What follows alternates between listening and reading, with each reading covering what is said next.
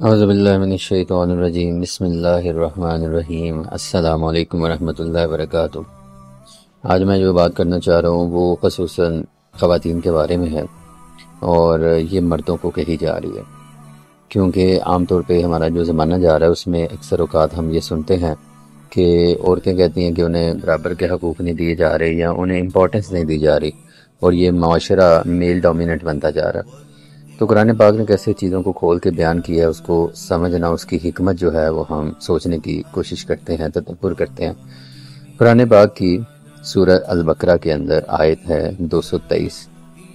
یہ ایک پورا پیراگراف ہے کہ اس سے پہلے بھی اور اس کے بعد میں بھی جہاں پہ نکاح کا ذکر ہوا، اور اللہ تعالیٰ نے نکاح کے احکام بتائے کہ کس طرح سے آپس میں آپ نے رہنا، پاکی کیسے حاصل کرنی ہے۔ اور اس کے اندر ایک نہایت ہی خوبصورت ایک پوائنٹ جو مجھے نوٹ کرنے کو ملا، وہ آپ کے ساتھ شیئر کرنا چاہتا ہوں۔ یہ آیت آپ نے بھی سنی ہوگی اکثر اوقات، پہلے اس کا ترجمہ پڑھ لیتے ہیں، پھر اس پہ تھوڑا سوچیں گے، تدبر کریں گے۔ تو آیت کا ترجمہ ہے، تمہاری یہ عورتیں تمہارے لیے کھیتی ہیں، لہٰذا تم اپنی اس کھیتی میں جس طرح چاہو آؤ، اور اس کے ذریعے سے دنیا اور آخرت دونوں میں اپنے لیے آگے کی تدبیر کرو، اور اللہ سے ڈرتے رہو، اور خوب جان لو کہ تمہیں ایک دن لازماً اس سے ملنا ہے۔ اب یہ آیت آپ نے شاید پہلے بھی سنی ہو کہ عورت جو ہے وہ ایک کھیتی کی مانند ہے، لیکن میں نے جب غور و فکر کیا، جو مجھے پوائنٹ اس پہ کلک کیا، جو بھی میں نے اس پہ کمنٹری سنی، تو وہ میں یہ بات کہنا چاہتا ہوں کہ عورتوں کو تشبیہ دی گئی ہے ایک کھیتی کی۔ اب آپ دیکھیں کہ عام طور پہ بھی جب کوئی بھی بندہ کھیتی باڑی کرتا ہے تو اس کے لیے اس کو محنت درکار ہوتی ہے۔ اس کے لیے وہ کیا کرے گا کہ سب سے پہلے میرا زمین ڈھونڈے گا۔ میرا زمین ایک زمین کی ایک ٹائپ ہوتی ہے جو کہ بہت ہی زرخیز ہوتی ہے۔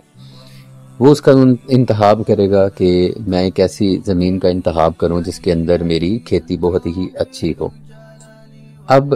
جب وہ یہ کر لے گا، پھر اس کو وہ نرم کرے گا، ہل چلائے گا، اس کی مٹی کو اوپر نیچے کرے گا، اس میں کھاد ڈالے گا، اور اس میں بیج بونے کی کوشش کرے گا جو کہ نہایت ہی عمدہ قسم کا ہوگا۔ اب جب اس کے اندر بیج بو دیا، پھر اس کی ٹیک کیئر کرے گا، اس کو پانی دے گا، اس کی آب و ہوا کا سارا خیال رکھے گا۔ اگر کوئی کیڑے مکوڑے اس پہ آ جاتے ہیں، اس کی حفاظت کے لیے سپرے بھی کرے گا، اور اس کو دیکھ بھال کرے گا، اور کافی دیر دیکھ بھال کرنے کے بعد اس کی کھیتی پھر پھوٹنا شروع ہوگی، پھر وہ جوان ہوگی اور لہلہائے گی، جس کو وہ دیکھ کے خوش ہوگا، اور پھر ایک دن وہ اس کو کاٹے گا۔ یہ ساری کی ساری تشبیہات ہمیں پتہ ہے، ہم یہ جانتے ہیں کہ ہماری کھیتی دنیا میں اس طرح سے ہوتی ہے۔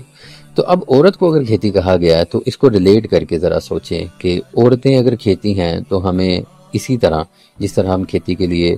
زمین کا انتخاب کرتے ہیں، تو ہم کیا کریں گے؟ اگر عورتیں یا جو بیویاں ہیں وہ کل کو ہماری کھیتی کی مانند ہیں، تو مجھے شادی کرنے سے پہلے یہ چاہیے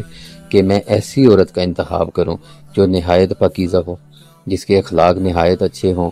اور جو ایمان والی ہو اور اللہ سے ڈرتی ہو، اللہ رسول سے ڈر کے زندگی گزارنے والی ہو۔ تو اللہ تعالیٰ نے جو معیار بتایا ہے، جس طرح دنیا کے اصولوں کے مطابق ہم زمین کا انتخاب کرتے ہیں کہ یہ بڑی ہی زرخیز ہو اور پھل لانے والی ہو، اسی طرح ہم جب شادی کریں تو عورت کے انتخاب کے لیے بھی ہمیں چاہیے کہ ہم یہ ساری کی ساری چیزیں ملحوظ خاطر رکھیں۔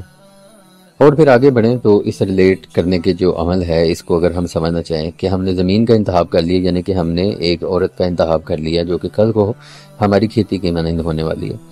تو اب ہم اس کا خیال رکھیں گے، اس کو عزت دیں گے، اس کی ایجوکیشن پہ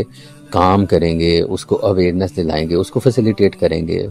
حفاظت دیں گے، پروٹیکشن دیں گے۔ یہ ساری کی ساری چیزیں جیسے کہ ہم ایک کھیت کے لیے کرتے ہیں، اس کے لیے اچھے سے اچھے پانی کا انتظام کرنا جیسے ہم کھیتی کے لیے کرتے ہیں، اسی طرح عورت کے لیے اچھی سے اچھی غذا کا انتخاب کرنا، اس کی سوچوں کی انپٹ کیا ہے، اس کی سوچوں کا محور کیا ہے، اس کا ایک پورا خاکہ اور پوری پلاننگ بنانا اور اس پہ کام کرنا، یہ بھی شوہر کے اوپر ذمہ داری ہے کہ اس کو ایجوکیٹ کرے اور اس کو دنیا کے بارے میں بتائے، کیا چیز صحیح ہے کیا غلط ہے اس کے بارے میں بتائے، تاکہ جو کھیتی تیار ہونے والی ہے اس میں وہ چیزیں سامنے آئے، جو اولاد پیدا ہوگی اس کی پرورش میں وہ اہم کردار ادا کر سکے۔ اور اسی طرح جب انسان کھیتی کے مانند ہے، اس میں بیج ڈالے گا تو وہ پودے پیدا ہوں گے۔ اسی طرح شوہر کو خود بھی چاہیے کہ اپنی صحت کا خیال رکھے، اپنی غذا کا خیال رکھے، اپنی سوچیں ٹھیک کرے، تاکہ کل کو جب بھی وہ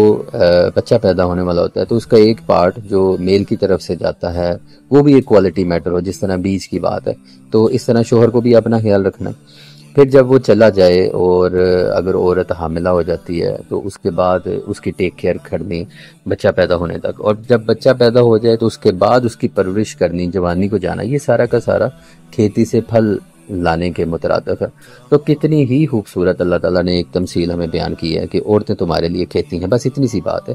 اور اس کے پیچھے جتنا بھی کھیتی کا ایک پورا عمل ہم جانتے ہیں، اس کی پروٹیکشن، اچھی سے اچھی کھیتی کیسے ہوگی وہ ہم دنیا میں جانتے ہیں، تو اس کی تمثیل کو اللہ تعالیٰ نے بیان کر دیا۔ اب وہ ساری کی ساری چیزیں جو کہ ہم ایک کھیت کے لیے خیال رکھتے ہیں، وہ پروسیس اور فیزز اب جب ہم اپلائی کریں گے اپنی بیوی کے اوپر یا عورت کے اوپر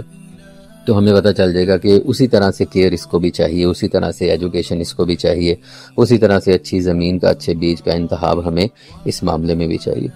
تو کتنی ہی خوبصورت اللہ تعالیٰ نے یہ ایک تمثیل بیان کی ہے۔ تو ہم جب یہ پڑھتے ہیں تو عموماً ہم کسی اور زمرے میں لے لیتے ہیں، لیکن مجھے جب یہ بات کلک کی کہ کتنی ہی نہایت چھوٹے سے الفاظ میں، تھوڑے سے الفاظ میں اللہ تعالیٰ نے ہمیں یہ پورے کا پورا خاکہ سمجھا دیا،